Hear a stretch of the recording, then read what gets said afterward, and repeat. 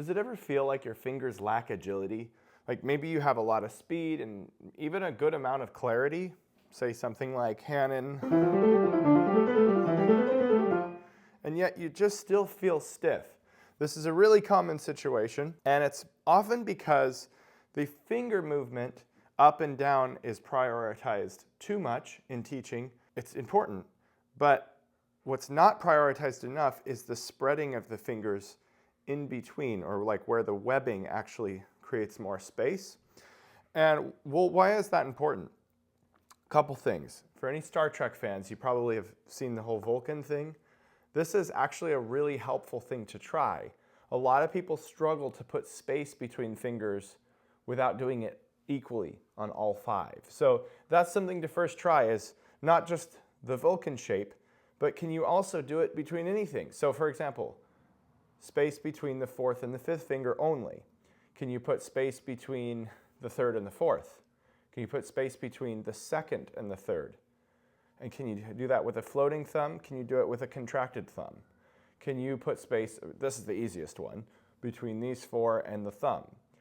The idea here is, do you have control over all these different contortions or shapes of the hand with and without space, like space here and space there? Chord shapes often have these various positions, especially the more strange ones. Let's say D major 7 with the octave added. So A, C sharp, D, F sharp, A.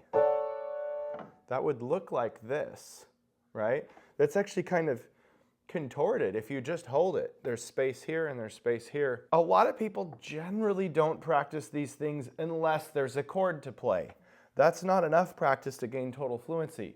So there's this really simple exercise I developed to work on every different distance and spread of the fingers so you have full agility. There's a lot of situations in piano playing where you have to have a minor third or a major third between any set of fingers.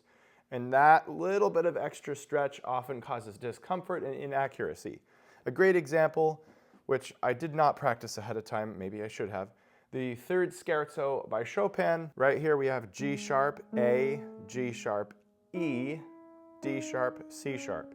If you just put your hand over those 5 notes and hold it, you get this. These are close, that's far, and these are almost pinched together because you get black key and white key together. See, now you don't actually need to be able to cover this while you play. I think a little bit of moving and flexibility is fine. But if you can cover it, you're teaching your fingers to get more agility, because a lot of people keep their hand in this very closed position and then they have to overuse the arm. See, it looks like this. You know, like throw the elbow out, when half of that could be eliminated just by stretching the finger more. Looks something like this.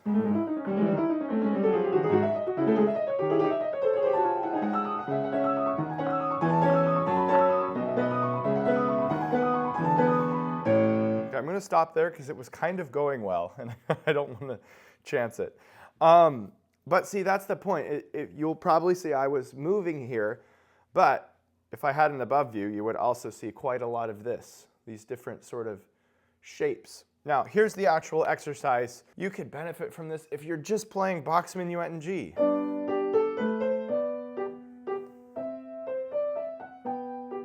Because even right there, we have to very quickly open the hand for a time being. So these skills are something you should be developing even from your first year of piano playing. Here we go. Simplest exercise. I call it the 1x 5x trick. So you start with your 1 and your 5 on an octave. Let's just pick D, for example. D and D.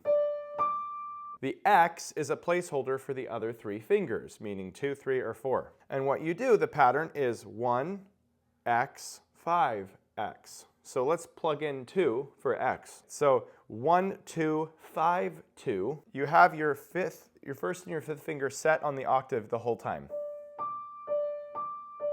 This never is going to move. In between that, you're going to move the 2 to every black and white key that you can possibly stretch. For each person's hand, the amount of keys will be different. But for example, I can actually get every single key in between the octaves. So it would be, on the way up and down, it'd be E flat, then E, The D's never change, but the two fingers changing each time. F, F sharp, G, G sharp, A, I'm going to speed through this, B flat, B, C, C sharp. Notice there, C sharp, look at what that looks like on this side. There's a really, really tight position there. Most people are not going to be able to hit that D, C sharp, D. That's okay. That's not necessarily the point. What you're just trying to do is as many different stretches as possible. A lot of people also cannot hit that D, E flat, D without a lot of turning. So maybe skip that one. Maybe start on D, F, D. Or D, E, D. The idea, though, is that you work up to a level where you could play all of your possible stretches really quickly in this regard.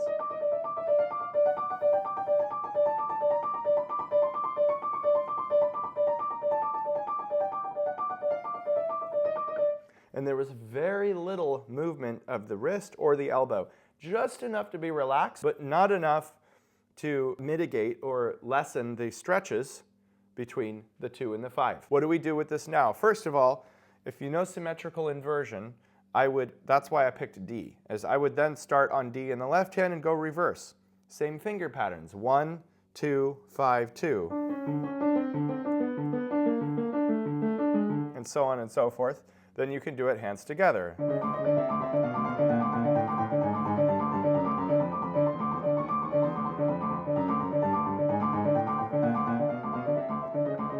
And so on. Then, when you're fluent with that, that's why I call it 1x, 5x, because then you plug in 3 and you plug in 4. 3, of course, I can't stretch the E flat, but I can do E.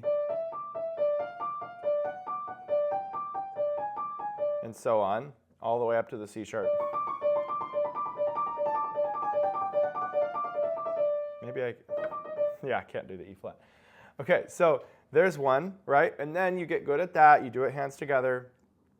Then you do 1, 4, 5, 4. So this would be probably the best I could do is the A natural, which is the 5th.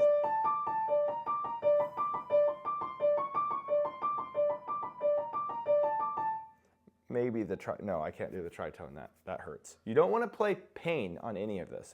It's just a stretcher. It's not to create like tearing or anything.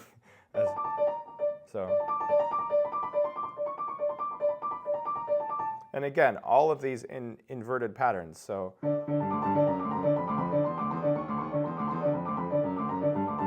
see, what this is teaching you to do is by keeping the 1 and the 5 still and moving the other one, it's practicing different stretches. See, when you're on C sharp, it's that. When you're on C, it's that. When you're on B, it's that. When you're on B flat, it's that.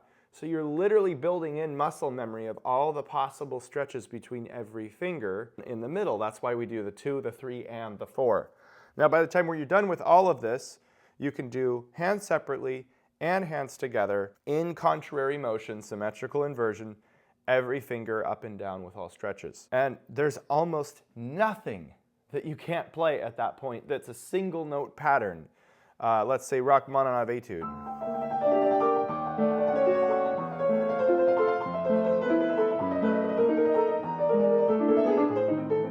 This is from the Red Riding Hood, Opus 39, number 6. This one, and stuff like this. See how it's wide and narrow and wide and narrow. There's a lot of stretching between every finger there. That's a really hard passage if you're only used to the up and down kind of like. This is why I don't practice scales that often. It's very rare anymore that I work on them because scales only help with that one thing, but they keep your hand closed.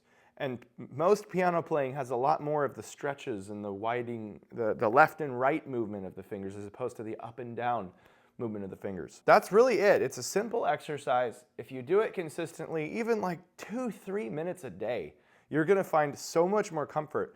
I was warming up with this constantly when I learned Rock 3 because half of that piece is just, you know.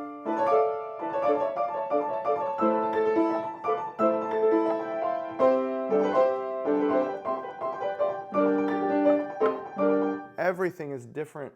You're adjusting on the fly.